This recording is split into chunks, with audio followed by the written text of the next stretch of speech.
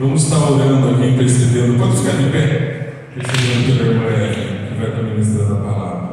Senhor Deus, nós queremos te agradecer pela vida da Evelyn. Senhor, nesse momento, que seja o Senhor ministrando o coração dela, para que a sua palavra venha para a igreja. Abençoa a nossa irmã. Que o seu Santo Espírito repouse sobre ela e faça ela ter todo o entendimento. Que toda a palavra que saia da boca da sua filha seja, Senhor, vinda do trono do Senhor. Nós a abençoamos em nome de Jesus. Amém e amém. Amém? Paz do Senhor, irmãos. Um bom dia para todo mundo. Queria convidar você a abrir sua Bíblia em 2 Timóteo, capítulo 2. 2 Timóteo, capítulo 2, versículo 15.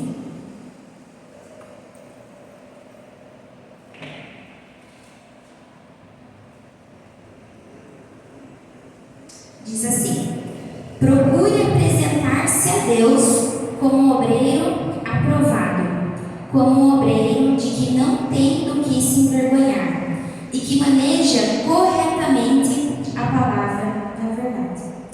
Senhor, nós te agradecemos por essa palavra. Se o Senhor trouxe essa palavra para nós hoje, é que nós precisamos aprender com o Senhor. Nós precisamos aprender e aplicar isso na nossa vida, Pai. Em nome de Jesus, ajuda com que cada um de nós consigamos deixar o nosso coração aberto, o nosso coração maleável, para que essa palavra realmente venha entrar e venha promover frutos de mudança, Pai. Nós te agradecemos, Senhor, em nome de Jesus. Amém. Pode se assentar, irmãos. Glória a Deus. Eu estava pensando o que o Senhor ia falar para a gente nessa manhã. E eu estou há alguns dias pensando nessa palavra sobre ser um obreiro aprovado. E aí eu fui pesquisar, primeiramente, o que é ser obreiro. Fui lá no Google, obreiro. E estava lá, que obreiro é aquele que serve, aquele que faz alguma coisa. Deixa eu só pedir um favorzinho. Eu tinha pedido por dentro para ele colocar um fundinho. Você coloca, irmão, por favor? Daí eu fico vai mais, sabe? E aí eu fui pesquisar o que é ser obreiro, e obreiro é aquele que faz. Quando a gente vai ler a Bíblia, em Tito, a gente vê que Deus traz algumas características para a gente ser obreiro. Quais são as características, as coisas que o obreiro tem que ter? E lá começa a falar que o obreiro ele tem que ser acolhedor, aí o obreiro tem que ser educado, o obreiro tem que ser honesto, ele tem que ser amigo do bem, e aí ele tem que ser hospitaleiro, ele tem que ser dedicado à oração, ele tem que ser dedicado à intercessão, e ele tem que ser um exemplo para os fiéis. Aí eu já pensei, nossa, ficou mais difícil ser obreiro, né? Às vezes a gente pensa que obreiro é trazer a água, receber ali na recepção, e sou obreiro do Senhor. Sim, isso faz parte. Mas ser obreiro tem muito mais a ver com características que o Senhor quer gerar em nós. E é isso que é o difícil. E além de ser tudo isso, eu acrescentei uma coisa: que o obreiro tem que ser aciado. Essa palavra usa muito nos antigos, né? Lá em Barreto a gente ouve muito sobre isso, aciado. O que é? Limpinho, cheiroso, né? E aí parece boba essa palavra. Nossa, o que tem a ver ser aciado? Está falando que não pode ficar fedendo por aí? Mas, irmãos, se nós vamos orar pelas pessoas, se a gente vai ser um exemplo para as pessoas, se a gente vai tentar ir discipulando pessoas, a nossa higiene também é importante. A nossa higiene também é algo certo. Eu não sei se vocês já tiveram essa experiência, eu já tive, de uma pessoa orar por você assim, e você quer muito ouvir o que a pessoa está orando, que é uma coisa importante.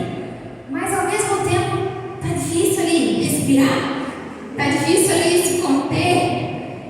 Então, irmãos, a gente precisa ter esse padrão na nossa vida inteira. E a higiene faz parte disso.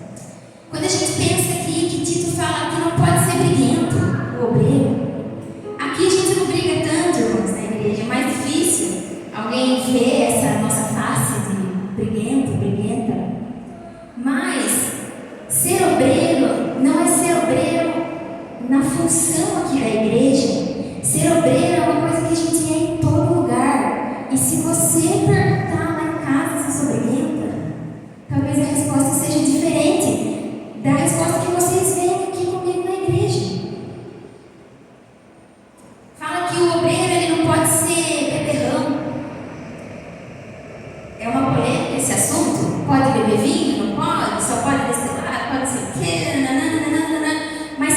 queremos ser obreiros do Senhor, tem coisa que não combina com a gente. Tem coisa que a gente tem que deixar. E tem coisa que uma pequena dose de vinho para alguns é o necessário para a pessoa não conseguir se controlar e ir para uma segunda, para uma terceira, para uma quarta, para uma quinta, para uma sexta. Então nós temos que nos atentar a isso, porque não é fácil ser um obreiro do Senhor. E quando eu falo de obreiro, eu lembro dessa palavra aqui, que obreiro é aquele que faz. Obreiro é aquele que serve. Quantos de nós queremos servir o Senhor? Todos nós queremos servir o Senhor. A gente ora muito por isso. Alguns falam, Senhor, eu quero que você me use. Senhor, eu quero fazer algo, eu quero ir para o ministério. Então nós estamos falando disso. Se nós queremos fazer algo para o Senhor, primeiro nós precisamos permitir que o Senhor faça algo em nós. Nós queremos fazer imensas coisas para o Senhor, mas às vezes a gente não quer abrir o coração para que primeiro Ele faça todas essas características serem verdades na nossa vida. Quando a gente continua, deixa eu pegar aqui, tá um relógio. Quando a gente começa a pensar nisso, irmãos, a gente vê que evangelismo fica um pouco mais difícil. Missões ficam um pouco mais difíceis, porque tem que começar em mim. Tem que começar na minha vida. Eu posso falar de Jesus para milhares de pessoas e milhares de pessoas serem salvas e eu não. Sucesso ministerial não significa que a gente tenha um sucesso na nossa intimidade com Deus. Porque aquilo que Deus nos dá, Deus não tira. Então, às vezes você tem um dom, um talento, você está arrebentando o seu dom e talento, está conseguindo pessoas para Jesus, e mesmo assim, no último dia, você vai ser chamado de obreiro não aprovado. Então, o meu ministério, o que eu faço para Deus, não faz de mim um obreiro aprovado. O que faz de mim um obreiro aprovado é isso aqui. É ser alguém que ora, que intercede, que é hospitaleiro, que não é briguento. São essas características que vão fazer de mim aprovados por Deus. Nós não podemos, irmãos, fazer a obra de Deus de qualquer maneira. A gente tem muita teoria, mas a gente precisa apresentar Cristo na prática. E apresentar Cristo na prática é mais difícil que apresentar Cristo na teoria. E eu não estou falando que a gente tem que ser perfeito, porque fala assim, procure apresentar-se a Deus. Ou seja, não está dizendo assim, é fácil. Apresentem uma ordenança. Não, procurem, tentem, se esforcem para se apresentar a Deus dessa maneira. E eu coloquei um exemplo aqui sobre teoria e prática, que acho que vai facilitar o nosso entendimento sobre a mulher virtuosa. Quando eu era solteira, tinha uma amiga da minha mãe que ia lá em casa e elas conversavam do casamento. Eu, desde que eu vim para Cristo, eu sempre fui muito interessada pela Bíblia. Na época eu já fazia teologia e eu adorava estudar, irmãos. Deixasse 8 horas lá, eu estava estudando. E elas iam me perguntar, o que você acha disso? Aconteceu isso, e eu fiz isso. Eu falava assim, você já leu Provérbios 31? Isso aí que você fez? Não me parece nada com a mulher virtuosa. Você já leu Provérbios 31? E eu lia com elas o versículo e falava, tá vendo? A mulher faz isso. Quando acontece isso, a mulher faz aquilo. Eu não sei o que lá. E elas riam, mas por outro lado, mexia, porque a palavra de Deus não era eu. Mas por outro lado, eu falava de uma verdade. A Bíblia era real, o conselho não foi errado. Mas eu falava de um lugar que eu não conhecia, porque eu era solteira, com 16 anos. Então, para mim, estava óbvio que elas tinham que ler aquilo e era fácil, era só obedecer. Irmãos, em 2020 eu casei. E tem hora que acontece alguma coisa, eu nem lembro do Provérbios 31, eu lembro eu falando para minha mãe e para a mulher. Lembra o Provérbios 31. Olha isso, olha aquilo. Claro que eu nunca contei isso para meu marido, ficou sabendo agora. Mas quando a gente está na prática, é mais difícil ser a mulher virtuosa depois que você casa do que se pensar em mulher virtuosa propósito quando você é solteira. A mesma coisa é aquela ideia de mãe e pai perfeito. Quando a gente não tem filho, né? A gente pensa, nossa, quando for eu vou fazer isso, não vou fazer aquilo, a gente faz um negócio assim, eu fico imaginando. Mas quem já passou aí da fase, tem uma outra perspectiva. Sabe falar que talvez 50% do que você planejou, na realidade não é assim que acontece. Quem é pai e mãe vai saber coisas que eu não sei, por mais que eu estou aqui na teoria, mas quem está na prática tem algo mais para contribuir, porque sabe, porque está vivenciando aqui. É isso que a palavra está dizendo para nós, que nós temos que saber dessa teoria aqui, mas não pode ser só uma teoria. Para que você quer saber a Bíblia inteira decorada? Só para saber? Tem que ser uma coisa aplicada, tem que ser uma coisa que está no nosso dia a dia. E quando você tenta aplicar um princípio na sua vida, nossa, você vê que é difícil. Quem tem dificuldade com mentira, quando vai parar de mentir, é difícil, porque toda hora fica vindo ali uma ideia, uma mentirinha, uma linha. É difícil. A mesma coisa para quem tem um tipo de vício e quer deixar o vício. Quando vai aplicar na vida, não é fácil. Mas a gente não pode desistir, porque é isso que a gente pede para Deus. Deus, eu quero fazer para você. Deus vai permitir, mas primeiro Ele está querendo fazer em nós. Permitir que Deus faça em nós. Eu já contei aqui que quando adolescente Deus falou da faculdade, que Ele ia me dar faculdade. Glória a Deus, aleluia. No primeiro dia cheguei lá, tirei foto na frente do negócio da faculdade. Tem semana que eu falo, Senhor, me dá força, o que eu estou fazendo aqui? Mas aí eu lembro novamente que quando era uma promessa, eu queria muito. E agora é a prática. E a prática, irmãos, nem sempre é fácil. A gente tem uma ideia de que quando a bênção chegar na nossa vida, vai ser uma coisa que só vai trazer alegrias. Mas toda bênção ela traz consigo novas responsabilidades. Toda bênção, toda autoridade, toda vez que Deus se posiciona de novo em alguma situação, vem responsabilidade junto. E não dá para escolher só a parte boa. A bênção de conhecer a Cristo, a bênção de ser filho de Deus, é algo maravilhoso, é algo que nós podemos conhecer. Não é à toa que nós estamos aqui.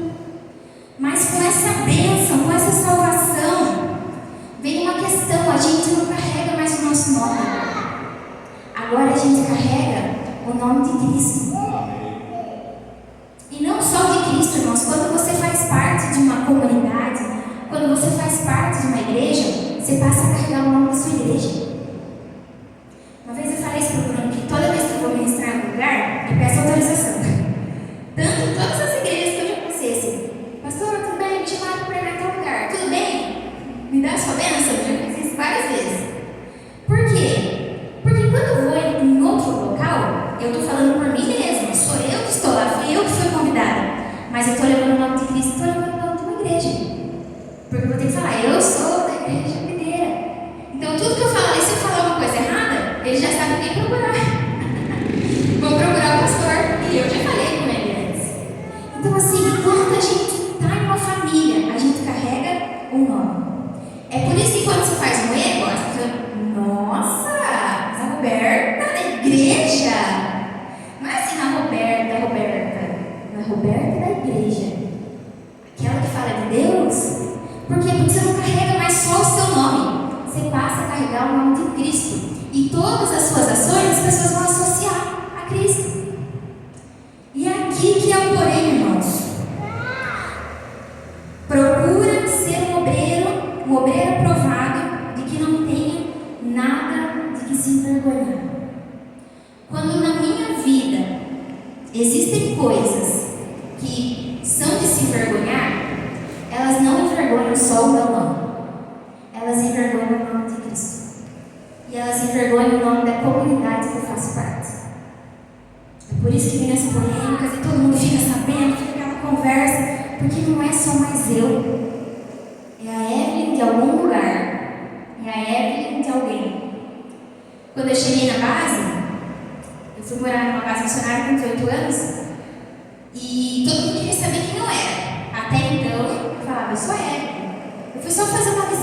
Eu ia ficar 2 dias e voltar embora. E aí as meninas iam falar, você é Evelyn? É, sou a Evelyn. Mas o que você veio fazer aqui? Mas o que você... Sabe, isso é uma curiosidade? E aí eles viram que eu encontrei o Bruno lá. O Bruno era meio requisitado, irmãos. Não era fácil a situação. Por isso que o povo ficava em cima de mim, assim, ó. E aí quando viram, eu saí. Bruno, a gente foi tomar um sorvete. Pronto. Quando eu voltei, eu não era mais a Evelyn. Eu era a Evelyn do Bruno. Nós nem namorávamos ainda, mas eu já era a Evelyn do Bruno. Então, quando a gente faz parte da família, você carrega um nome. Irmãos, isso não tem jeito. Eu acho que acontece com vocês também. É a Néia Maria. É a Adriana Valéria. E assim vai. Carregar o nome de Cristo é uma responsabilidade. E eu tive uma visão alguns dias atrás, há cerca de uns 15 dias. E nessa visão eu estava ministrando aqui na igreja. E me vinha exatamente isso que eu vou falar agora. O seu nome é importante para Deus. O seu nome é importante para Deus. Deus está chamando muitos de nós aqui para pagarmos as nossas dívidas, irmãos. Deus está chamando muitos de nós aqui para pagarmos as nossas contas. Parece simples isso, mas às vezes tem contas mesmo, sim. Vida social agora, não estou nem falando questões espirituais. Que faz tanto tempo que a gente acaba esquecendo. Tem contas que eu sei que a situação financeira do mundo, do Brasil, da economia, tudo gira, tudo volta, aconteceram tantas coisas. Mas, como está o seu cartão de crédito? Como está o IPTU da sua casa? Como está o seu nome como banco? Deus está nos chamando para resolver pendências. E assim, nesses últimos tempos eu tenho falado muito sobre isso com uma família em especial, que acontece que a pessoa empresta o cartão e aí outras pessoas não pagam. E aí a pessoa acaba tendo que assumir a dívida e fica triste com isso. Mas eu tenho que pagar, não é meu. Irmãos, se você empresta o seu cartão para alguém, é seu. Se na fatura está lá, Evelyn, pode ser o que for, é meu, porque fui eu que emprestei. Deus não me obrigou a emprestar meu cartão. Só que se eu emprestei, eu preciso me responsabilizar com isso. E não é fácil, irmãos. Dá raiva, dá um negócio, mas a gente precisa se responsabilizar. E eu vou dar um exemplo pessoal para vocês que aconteceu. Olha, eu confessando os pecados, aberto. Quando eu tinha 18 anos, eu tive uma situação familiar e eu precisei comprar uma casa para uma pessoa da minha família morar. Então eu me dediquei um bom tempo para isso, tudo era isso. Deu certo, tá lá, graças a Deus.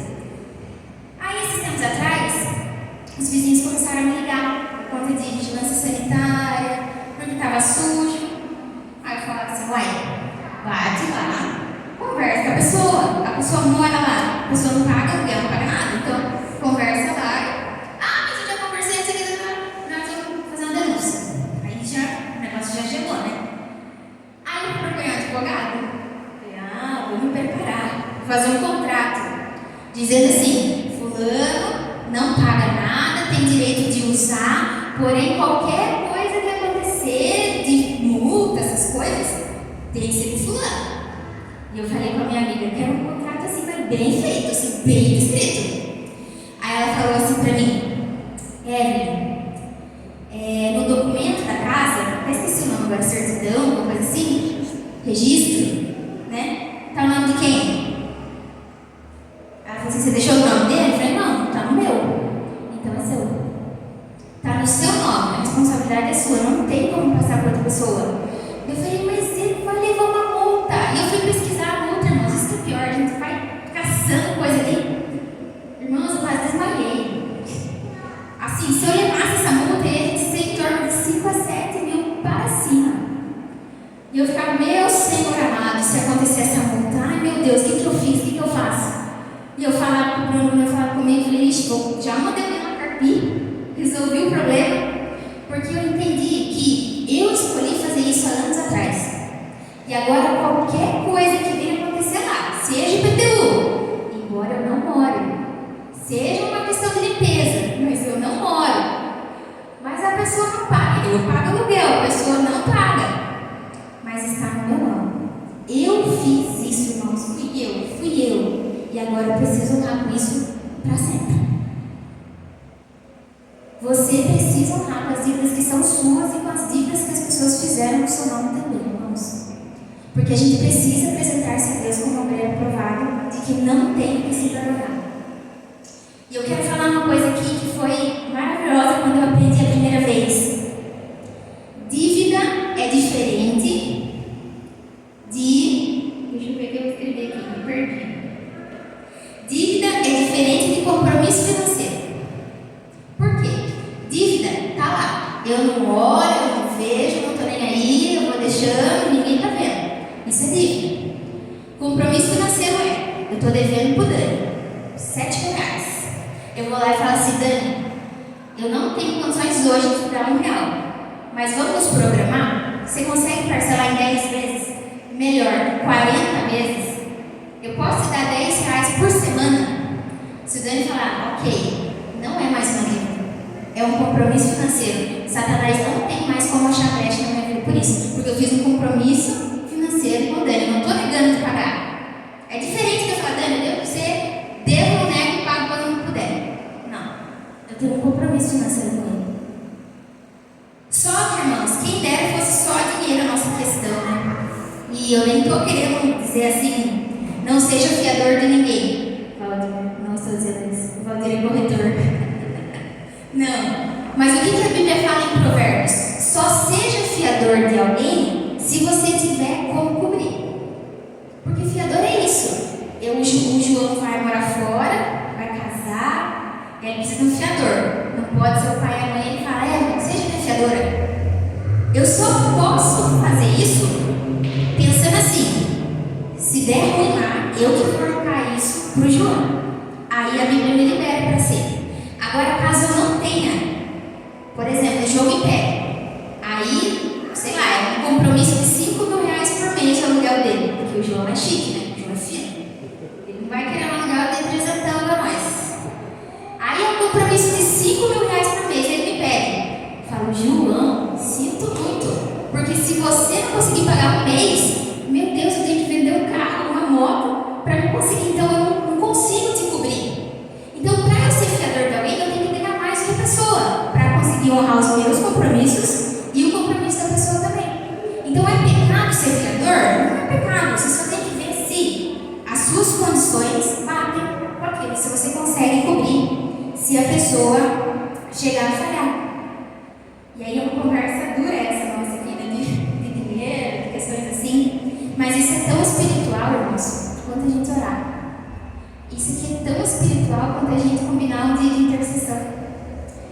Jesus fala assim, o pessoal está pensando no dízimo, ele fala assim: viu, mas se você deve algo para alguém, volta lá e conserta primeiro.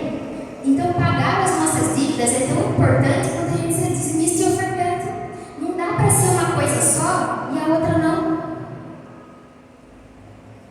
Mas nessa visão que eu tive, falando a respeito desse assunto, o que me vinha na época é que Deus vai mover os céus em favor daqueles que agirem. Se você decidir receber essa palavra, se você tem algum tipo de dívida e você tentar negociar, Deus vai agir em seu favor. As coisas vão se abrir, as portas vão se abrir. Eu quero dar mais um exemplo prático disso.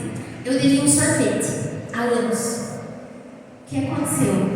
Em Capão Bonito, eu era criança, fui com os adultos da minha família tomar um sorvete. E era uma taça, eu lembro exatamente. E sabe assim, de tempo em tempo quando você lembra, mas fala: nossa, eu não estou lá, e agora para quem eu ligo? Era essa situação. E aí a gente foi tomar um sorvete em Capão Bonito. E lá sentada com o Bruno, eu lembrei. E eu estou num lugar. E a vergonha, irmãos. Aí eu preferia chegar lá e falar assim: eu quero pagar 2. Do que falar não. Quando eu era criança, eu vim com adultos. E os adultos, quando eu fui pagar, a pessoa não tinha cobrado meu. E aí os adultos, eu estava com meu dinheiro ali, eu queria pagar. Mas o adulto falou: não, vai pra lá. E eu com medo, fui pra lá, e não paguei. Mas isso nunca saiu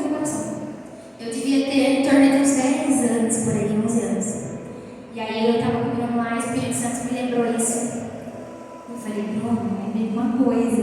Ele falou, vamos resolver agora. Eu falei, ai meu Deus. E aí começou, chegou até conhecido, né? Para ajudar, assim, chegou os conhecidos na hora, eu falei, que vergonha, vai lá. E aí eu fui e falei, moça, é o seguinte. E a moça falava bem baixinho, assim, tipo, olha o que aconteceu, chefe! Foi tipo isso, irmãos. E eu, moça, aconteceu isso, aconteceu atrás, e eu quero pagar esse sorvete de agora e o sorvete passado. Chefe, olha o que aconteceu. E eu queimando já, assim, de vergonha, o chefe chegou, e aí eu contei pra ele, ela queria contar, eu já cortei, fui eu contando pra contar mais baixo. E eu contei a situação pra ele, e eu queria pagar o sorvete, irmãos, mas ele não deixou eu pagar o sorvete. Aquele homem ficou emocionado de um jeito que ele, assim, parece que, sabe quando trava, assim, a fala? Ele ficou muito emocionado e falou, não, você vai pagar só o de hoje, aquele lá tá pago. E aí eu fui embora, porque era algo tão pouco, né, irmãos? Estou falando do sorvete. Mas para aquele homem foi uma demonstração do quanto Deus se preocupa com ele. Que ele não vai ser roubado, não vai ser restituído. Que Deus vai restituir coisas antigas na vida dele. Ele nem me conhecia. E eu estava pagando um sorvete que eu não tinha pago. Ele ficou muito emocionado. E assim, quando a gente vai e faz uma ação, aquilo que Deus pediu para a gente, Deus faz além do que a gente imagina. Era um sorvete. Eu tinha como pagar. Mas se não fosse um sorvete? E se fosse uma dívida de 40 mil reais? Qual a diferença para Deus 40 mil reais no sorvete? Nenhuma. Então não importa se sua dívida é pequena ou se sua dívida é grande. Se você se posicionar, Deus vai agir. Deus vai fazer. Regularize-se, irmãos. Regularize-se. Nome sujo não combina com o nome que está escrito no livro da vida. Nosso nome é limpo, porque nosso Deus é limpo. Nosso nome é santo, porque Deus é santo. Se você tem nome sujo, Deus vai te dar estratégias, Deus vai abrir portas para você limpar seu nome. Mas você vai precisar dar um primeiro passo. Se você é empreendedor, você precisa ter medo. E às vezes, nem estou falando, irmãos, dessa regularização, só dessas questões de documentos mesmo. Mas, às vezes você está com a CNH vencida e você está andando sorrindo, como se nada tivesse acontecido. Irmãos, não importa a situação que a gente precisa regularizar, a gente precisa andar corretamente. Às vezes é um nome, minha mãe, por exemplo, ai, misericórdia, né? Mais uma vez, citei. Minha mãe, o nome dela é Claudineia, e ela andou com o nome Claudineia há muitos anos, irmãos, muitos anos. Há pouco tempo minha mãe regularizou o nome dela. Isso é importante para Deus, parece, ai, que nada a ver, é uma letra. Mas uma letra é importante para Deus, a gente precisa se regularizar. Eu não sei o que você precisa. Se é uma CNH, se é uma documentação, se é uma questão, não sei. Mas regularize-se. E regularizar também nas coisas espirituais. Às vezes nós temos promessas e a gente larga a promessa. A gente deixa a promessa assim. Ai, Deus falou o que eu vou fazer, Deus falou para você. Tá bom, amém. Sento e espero. Não. A gente precisa caminhar junto com essa promessa, sair do céu e vir para a terra, fazer acontecer junto com Deus. Eu não gosto muito do termo ser usado por Deus. Há um tempo eu tento não falar isso, porque eu gosto do termo que a gente cocria com Deus. Deus criou todas as coisas. Deus podia ter dado nome aos animais, mas Ele faz o quê? Chama Adão e fala, Adão, dê você nome aos animais. Ele dá a oportunidade de a gente criar junto com Ele. E tem coisas na nossa vida que a gente só quer deixar na mão de Deus. Deus falou, não, deixa só na minha mão, não, vamos junto. Ah, eu entreguei para Deus, está com Deus. Não, pega um pedacinho aqui, vamos junto. Não dá para só entregar para Deus e eu ficar isento de fazer alguma coisa.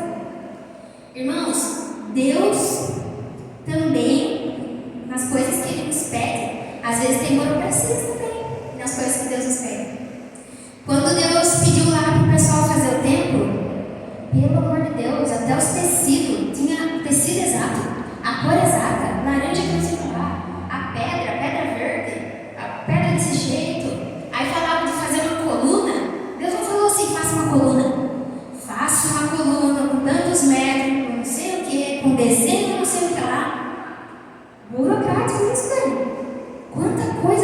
pediu? Quantos detalhes Deus pediu? E a gente não quer lidar com algumas burocracias porque a fila é grande. Eu não quero ir no banco porque demora. A gente precisa aprender a lidar com burocracias, irmãos, são importantes. A burocracia, ela foi estudada por um sociólogo chamado Max Weber. E ele fala que esse processo de burocracia é justamente para evitar a injustiça. Porque pensou que se para tomar, sei lá, tem uma questão importante, e todo mundo quisesse fazer ao mesmo tempo, não daria.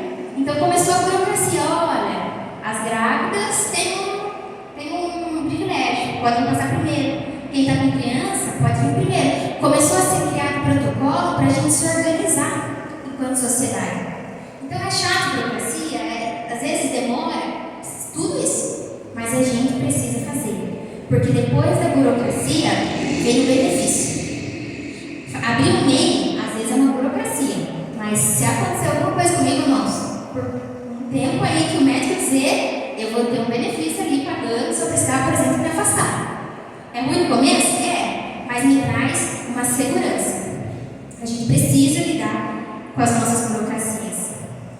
Eu comecei a fazer um projeto, aqui, inclusive, né, foi o primeiro com a cadeira de rodas. Eu estou há meses esperando esse projeto ser avaliado lá na Jacum. Já mandei toda a documentação, e não foi uma documentação, foi a minha, tive que achar de avaliador e mandar junto, isso e aquilo. Enquanto não sair um ok lá, eu não faço projeto de novo, embora a vontade de fazer é gigantesca, porque eu preciso respeitar o processo das coisas. O problema é que às vezes a gente não quer respeitar o processo. Qual é o processo que você precisa fazer? Qual é o processo que o Senhor está convidando você para fazer? Um outro exemplo do Borel é que lá eles têm muitos projetos sociais, mas assim, muitos. Dança, piano, muitas coisas. E quando eu cheguei lá, a gente foi para fazer um curso de desenvolvimento comunitário. Eu queria entender como que eles conseguiam tantas parcerias assim, e conseguiam fazer tanta coisa, abençoar tanta gente. É isso que eu queria aprender. E aí, praticamente nas últimas aulas, né, depois que a gente tinha aprendido, eles disseram assim: agora o que vai permitir vocês realizarem tudo isso que a gente realiza aqui é a burocracia. E aí eles abriram uma pasta, irmãos, e começaram a mostrar para nós. Documento com o Ministério da Saúde, documento com o Ministério da Criança, com o Ministério do Adolescente, com o Ministério disso, com o Ministério daquilo.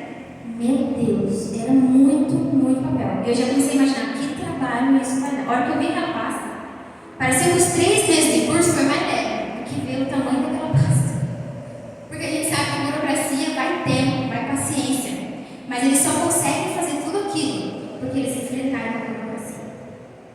Você quer fazer coisas grandes para Deus? Glória a Deus, eu quero fazer muitas coisas para Deus. Então a gente precisa começar a fazer as nossas burocracias também. A nossa parte difícil do serviço também. Deus está nos chamando para resolver pendências pequenas e grandes. E a gente só consegue entender isso quando a gente permitir que Deus venha renovar a nossa mente. Em Romanos 12 vai falar sobre isso. E a primeira coisa que a gente precisa renovar a mente é sobre dicotomia. O que é dicotomia? Sagrado e secular. O maior problema na minha cosmovisão de nós, estou falando nós videira, estou falando nós igreja no mundo, é a dicotomia. Achar que algumas partes são sagradas, outras partes são seculares. Um exemplo que eu falei agora é pagar dívidas. Parece que é uma coisa secular, porque é uma pessoa, mas é sagrado, assim como o dizimar. Eu coloquei um exemplo aqui, trabalho e ministério. Irmãos, não dá para a gente continuar pensando que o nosso trabalho não é parte do nosso ministério. Se você pensa que seu trabalho não tem nada a ver com o que Deus chamou você para fazer, tem alguma desinformação aí no meio. Porque quantas horas você trabalha por dia? 8 horas? Alguns trabalham 5, alguns trabalham 6. A maior parte do tempo ou você está dormindo ou você está trabalhando. Como você vai trabalhar em algo que não tem nada a ver com aquilo que Deus tem para você? Não faz sentido.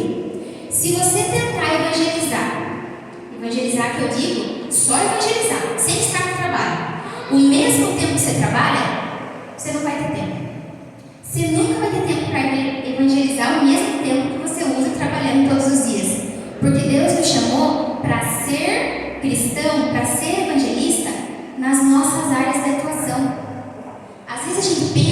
que ministério é pastor, presbíteros que nós temos aqui, obreiro, pessoal que canta. E isso é maravilhoso. Glória a Deus.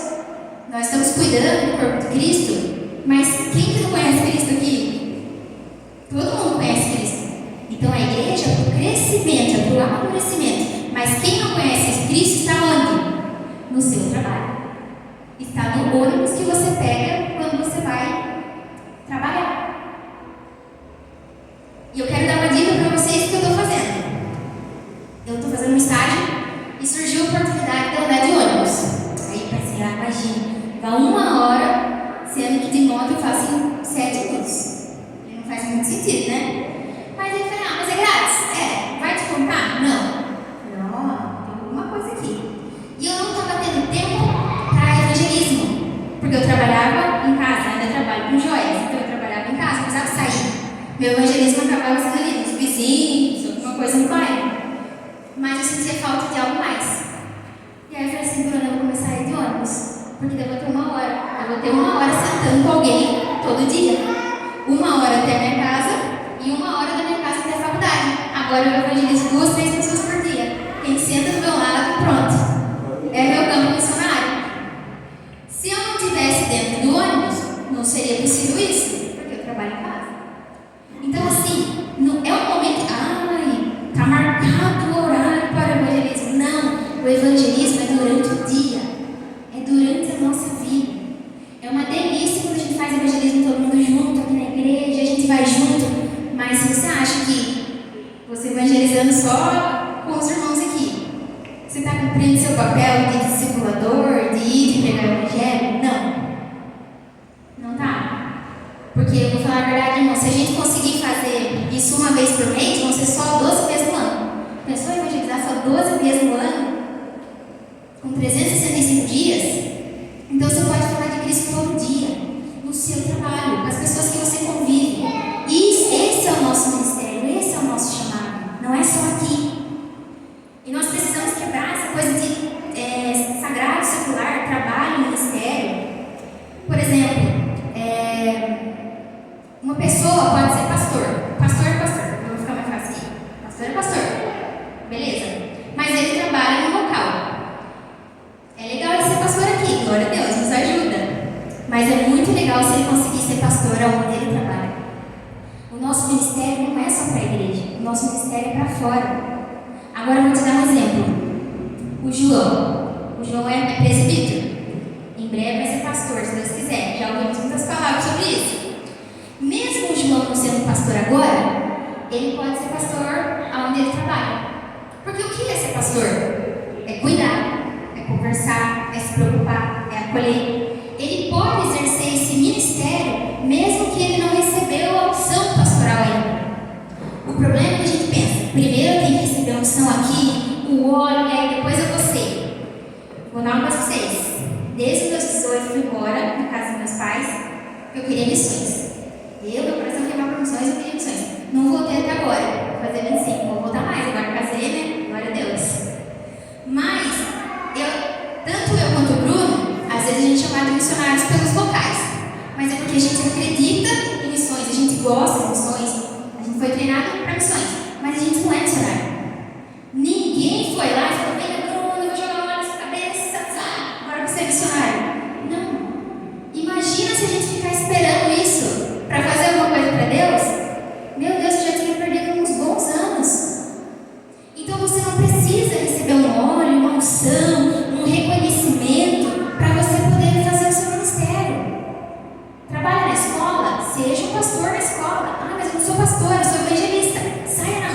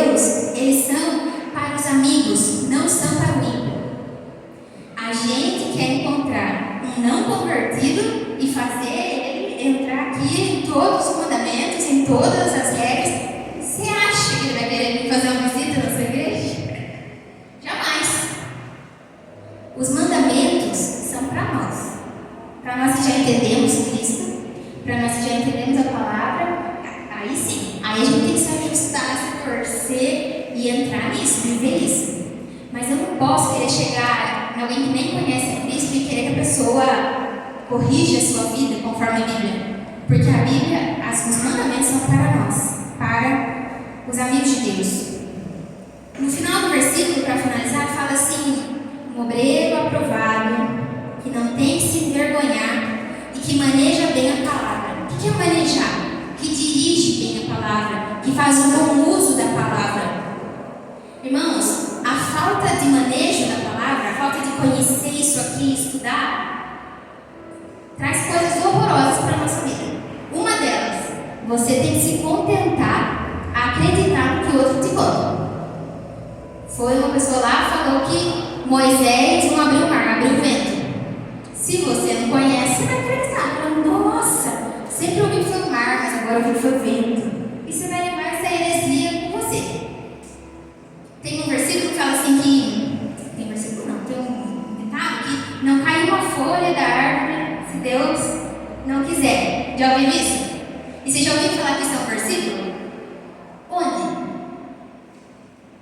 Onde está esse versículo que não cai uma folha da árvore se Deus não quiser? Tenta achar isso aí depois, irmãos.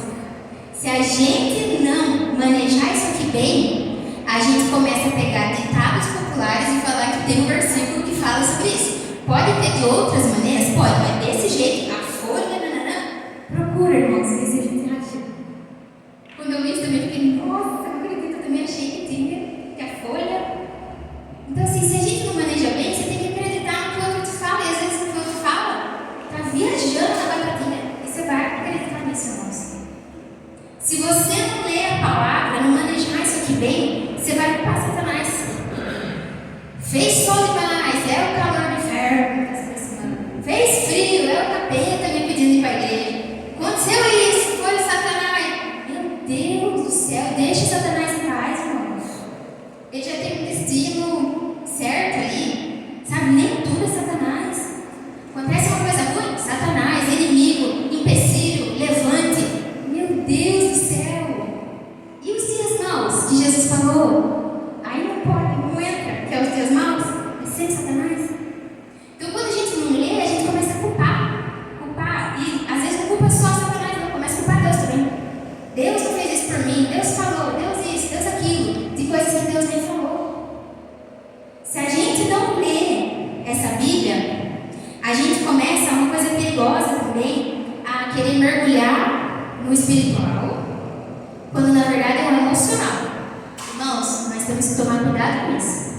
A pessoa não gosta de ler a Bíblia, não gosta de se aprofundar na palavra, aí fecha os olhos e começa. E às vezes daqui saem muitas heresias, profecias que não tem nada a ver, palavras que não tem nada a ver. E o perigo disso é a gente olhar e achar que é legal, que é de Deus, e às vezes não é. E eu quero pontuar uma coisa nisso.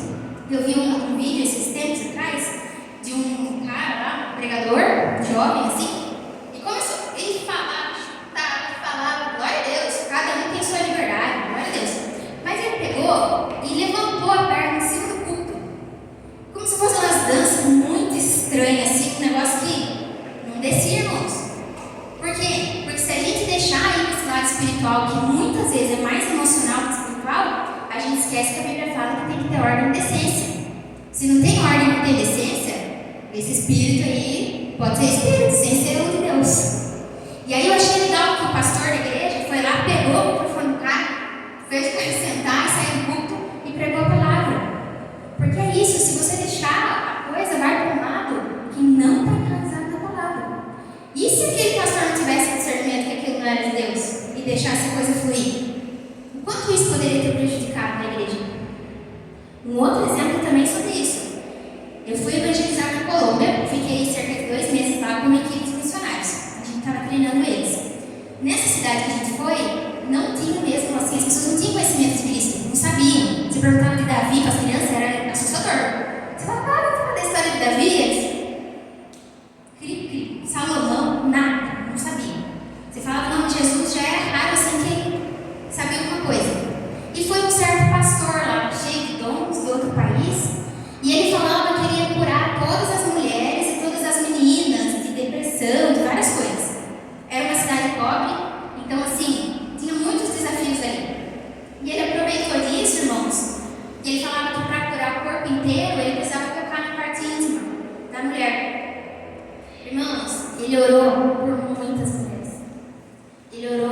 muitas crianças. E ele falava que o Espírito mandava ele fazer isso. Que Espírito é esse que mandava fazer isso? Não era o Espírito Santo. Era uma pessoa corrupta, uma pessoa errada, fazendo o que não tinha que fazer, estando onde não tinha que estar. E as pessoas, porque eu perguntava comigo, mas por que essas pessoas deixaram? Porque elas não conheciam a palavra. Então, quando chegou alguém falando, eu vou curar você, mas eu preciso tocar lá, a pessoa permitia, porque ela queria ser curada. Se a gente não conhecer a palavra, os falsos profetas virão e falarão cada profecia bonita para você, e você vai aceitar isso achando que é verdade. Vai fazer cada coisa horrorosa que não tem nada a ver com Cristo e você vai acreditar. Então, irmãos, muito cuidado com isso. A gente precisa ir para a palavra. Queria convidar você a ficar em pé nesse momento. E já queria convidar o Ministério de Louvor também aqui. Aí o Ministério louva e a gente vai orando junto. Cuidado, irmãos, com a maneira que você usa essa palavra. Cuidado com a maneira que você aconselha as pessoas a respeito dessa palavra. Um mesmo versículo não dá para usar em todas as situações. É aquilo que eu já falei aqui, por exemplo, de cura. Não dá para você falar para todo mundo que Deus vai curar. Naquele momento, pelo menos. Um dia Deus vai curar, gente. Seja aqui na terra, glória a Deus quando acontecer. Mas se não acontecer,